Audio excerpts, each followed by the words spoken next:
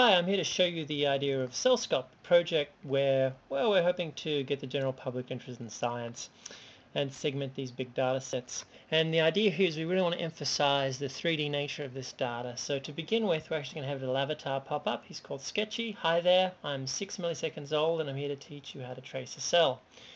Now, there's a lot missing from the game at its current state, but at this stage, Sketchy's going to disappear and they're going to be able to start tracing a cell.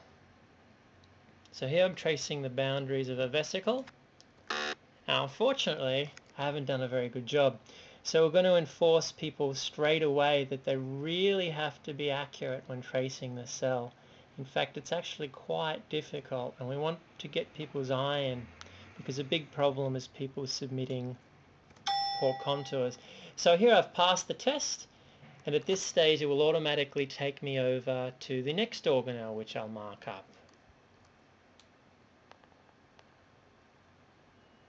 And so on. Now what's really cool about this is that it is 3D. And so here you can see I'm zooming out, scrolling around.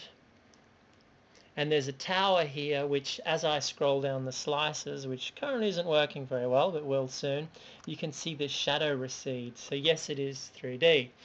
Now something else kind of cool is this idea of a tutorial. We don't want people just to contribute to science here, we actually want them to learn as well. So to begin with, we'll get people to trace something very simple. Same thing again. And I'm actually going to teach them. They'll learn just by watching the different organelles. So the more mitochondria, of course, which is very important, they're in most cells. And you will actually physically get them to trace cartoons as well. So if we ask them to trace the nucleus, they will learn what a nucleus looks like, and so on.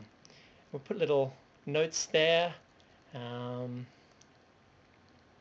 going to take you through, and gradually you'll use better and better tools, which I can't show you yet, but basically this nudge tool will be a much more effective way of tracing. I haven't implemented that yet, unfortunately. And of course, a lot of the data they'll be segmenting in this program will be nerve cell. So here's a little picture, we'll give them a little bit of information. And really what we've done here, we've actually hidden certain information. So we really want them to learn to identify axons and actual plasma membrane and so forth, so that they can trace and learn. This is a little more of the 3-view data set. Actually, what the 3-view data set really looks like is this. As you can see, this is an incredibly smooth interface. This is a very large data set. Now I can zoom in and zoom out on this seamlessly. And I'm going to have my little character Sketchy, who's shown on the side here, to help me out and tell me when I'm doing wrong. Oops, I can change modes only after I've completed the tutorial.